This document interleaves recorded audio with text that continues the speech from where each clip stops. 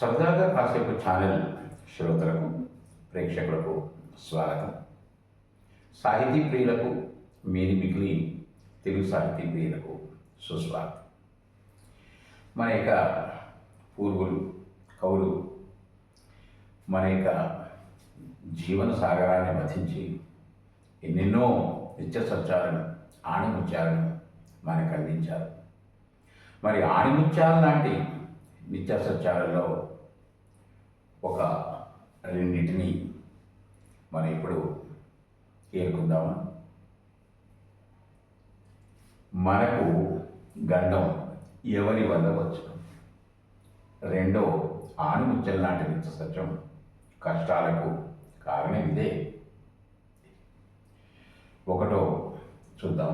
ఒకటో నిత్య సత్యం, మనకు గండం ఎవరి వల్ల వచ్చును.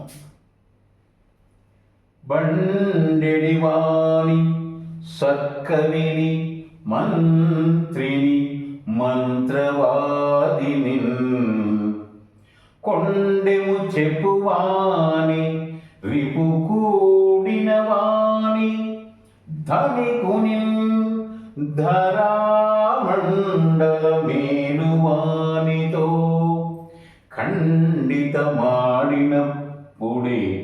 గండము వచ్చున్. ధరామండల మేలు అనితో ఖండితమాడినప్పుడే గండము వచ్చున్.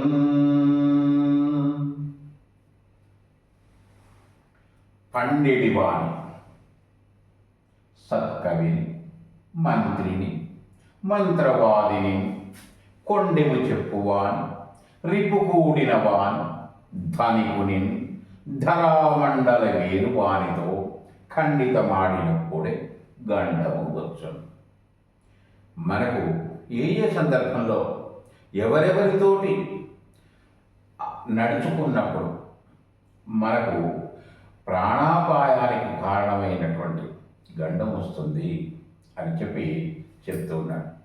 పండిడివాణి చాలా కష్టపడి అమ్మయ్య ఇప్పుడు నిద్రపోవడానికి అవకాశం దొరికిందిరా నాయన అనుకొని గాఢగా ఒళ్ళెరగకుండా అసలు ప్రపంచం మీద స్పృహనే లేకుండా గాఢంగా నిద్రపోతున్నటువంటి వ్యక్తిని అకస్మాత్తుగా మనం లేస్తాం అనుకోండి, అప్పుడు ఎంత ఇబ్బందికరమైన పరిస్థితికి గురవుతాడో, ఎంత చికాకు పడతాడో.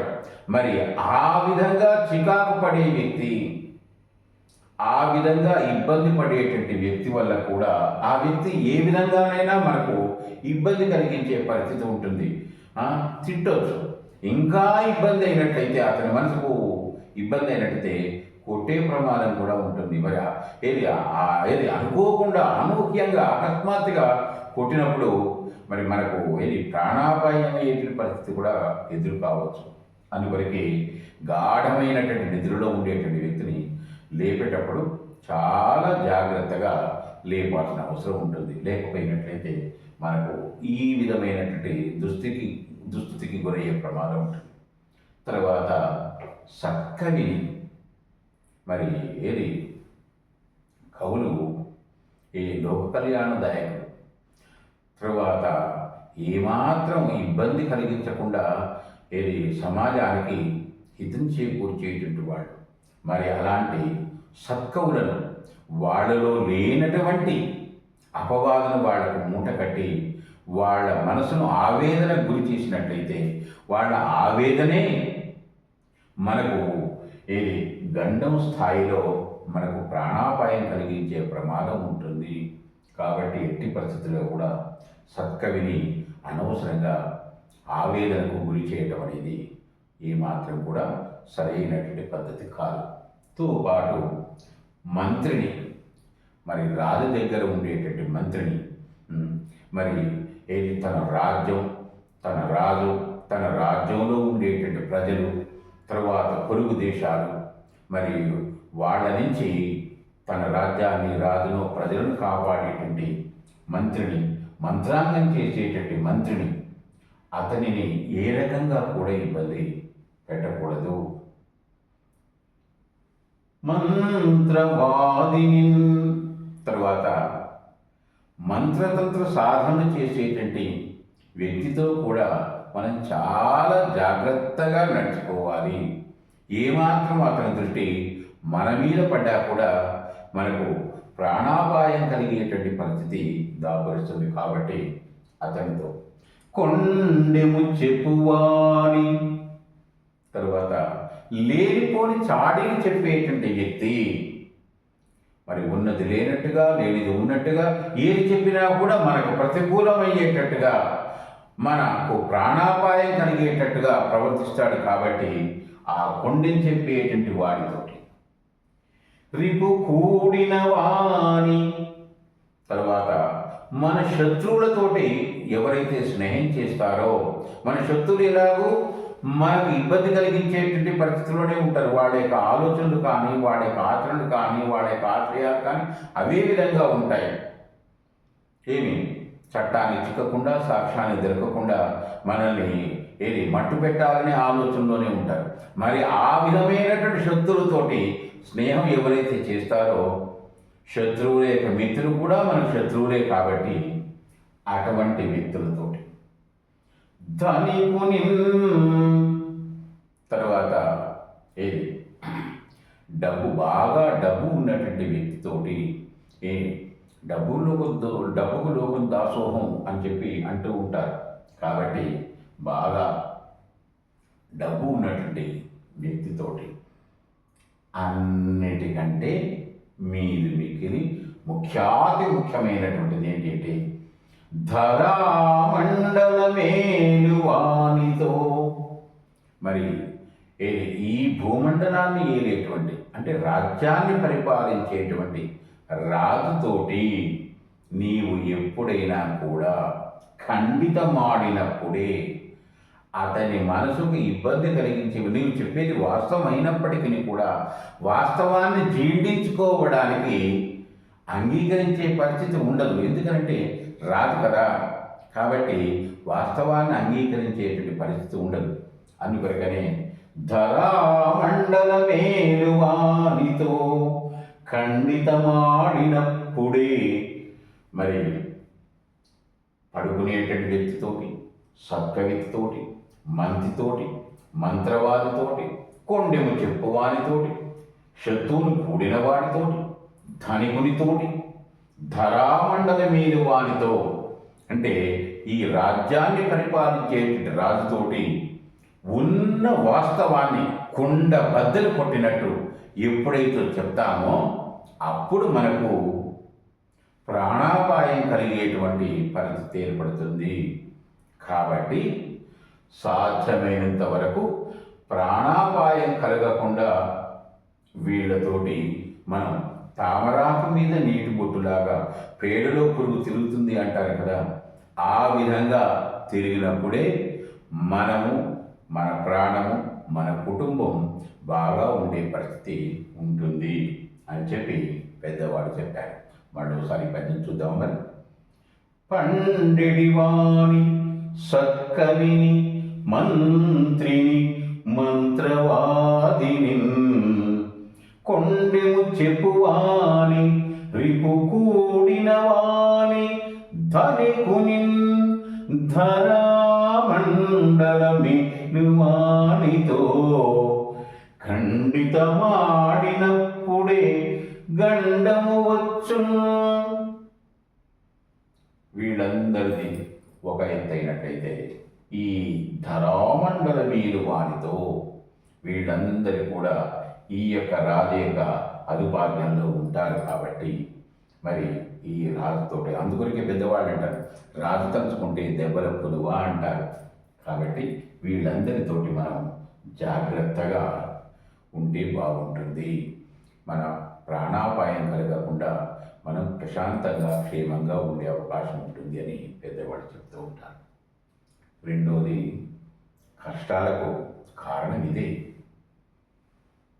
గర్వించు వారికి ఘనతరాదెప్పుడు గర్వంబు నరులను సర్వంబు చెరచు దుష్టుల స్నేహంబు దొసగు చేకూర్చి కష్టాల కదియేను కారణం బగును.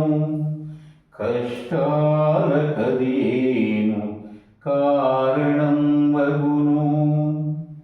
గర్వించు వారికి ఘనత రాదు ఎప్పుడు. గర్వంబు నరులను సర్వంబు చేర్చు. దుష్టుల స్నేహంబు దొసగు చేకూర్చి కష్టాల కదియేను కారణం బగును. ఇప్పుడు కూడా ఎప్పుడైతే గర్వం అనేది తలకెక్కుతుందో అప్పుడు ఏమాత్రం కూడా ఘనత అనేది రాదు. ఎప్పుడు కూడా ఘనత అనేది రాదు. నేను ఇంత అని ఎప్పుడైతే ఉంటుందో అంతటి వాడైనా కూడా ఇంత వాడయ్యే ప్రమాదం ఉంటుంది. కాబట్టి గర్వం అనేది ఎట్టి పరిస్థితుల్లో కూడా మనకు ఘనతను తీసుకొని రాదు. గర్వంబు నరులను సర్వంబు చెరచు. ఆ గర్వానికి లోనైనటువంటి మనుషులను ఆ గర్వం అనేది పూర్తిగా చెడగొడుతుంది. దానికి ఎన్నెన్నో ఉదాహరణలు పురాణాల నుంచి చరిత్ర నుంచి ఎన్నెన్నో ఉదాహరణలు, ఎందరెందరో ఉదాహరణలు. దుర్యోధనుడేంటి, రావణాసురుడేంటి, మరి హిరణ్యకశ్యపుడేంటి, ఏమి తర్వాత బాణాసురుడేంటి, ఇలాగ పౌరాణికాల్లో ఎంతోమంది, చరిత్రలో ఇంకా ఎంతో మంది. కాబట్టి గర్వంబు నరులను సర్వంబు చెరచు దుష్టుల స్నేహంబు దొసగు చేకూర్చి. తో పాటు దుష్టుల స్నేహాన్ని ఎప్పుడైతే మనం చేస్తామో ఆ స్నేహం వల్లనే మనకు దోషం వస్తుంది. అందువరకే మనం శిష్టులతో స్నేహం చేయాలా, దుష్టులతో స్నేహం చేయాలా అనేది మనకు విచక్షణ ఇవ్వడం జరుగుతుంది. అందువరకే దుష్టుల స్నేహంబు దొసగు చేకూర్చి కష్టాల కదియేను కారణం బగును. మరి కర్ణుడు దుర్యోధనుడితో స్నేహం చేశాడు. చేసిన పాపానికి కర్ణుడి పరిస్థితి ఏమైందో మనకు తెలుసు. అదే కుచేలుడు కృష్ణుడితో స్నేహం చేశాడు, ఏమైందో మనకు తెలుసు. సుగ్రీవుడు శ్రీరాముడితో స్నేహం చేశాడు, ఏమైందో మనకు తెలుసు. కాబట్టి ఎవరితో స్నేహం చేస్తే, ఏ విధమైన గుణం కలిగిన వాడితో స్నేహం చేస్తే ఏ విధమైన ఫలితం వస్తుంది అనేది మన పెద్దవాళ్ళు రకరకాలైనట్టు పురాణాల ద్వారా, ఇతిహాసాల ద్వారా, చరిత్ర ద్వారా మనకు అందించారు. కాబట్టి ఎట్టి పరిస్థితుల్లో మనం వీలైనంత వరకు శిష్టతోటి స్నేహం చేయాలి. అప్పుడే మనకు ఏ విధమైనటువంటి ఇబ్బందికరమైన పరిస్థితి ఉండదు. లేకపోయినట్లయితే ఆ దుష్టుల స్నేహం వల్ల మనకు దోషం వచ్చి ఆ దోషమే మన కష్టాలన్నిటికీ కారణమవుతుంది అని పెద్దవాడు మనకు సెలవు ఇవ్వడం జరిగింది. ఓకే, ఈ గర్వించు వారికి ఘనత రాదెప్పుడు, గర్వంబు నరులను సర్వంబు చెరచు దుష్టుల స్నేహంబు దొసగు చేకూర్చి కష్టాల కదియేను కారణం బగును. కష్టాల కదియేను కారణం బగును. మరి ఈ మన ఛానల్ ద్వారా ఈ ఆణిముత్యాలు లాంటి ఈ నిత్య సత్యాలు, ఈ రెండు నిత్య సత్యాలు మీకు నచ్చాయని భావిస్తూ, మీరు మెచ్చినట్లయితే లైక్ చేయండి, షేర్ చేయండి. మీరు అందించేటువంటి కామెంట్స్, కాంప్లిమెంట్స్ ఈ యొక్క ఛానల్ ద్వారా మీకు మరిన్ని మంచి వీడియోలు తీసుకొని రావడానికి దోహదపడతాయని తెలియజేస్తూ మరోమారు మీ అందరికీ నమస్కారాలతో మీ సరదా కాసేపు ఛానల్.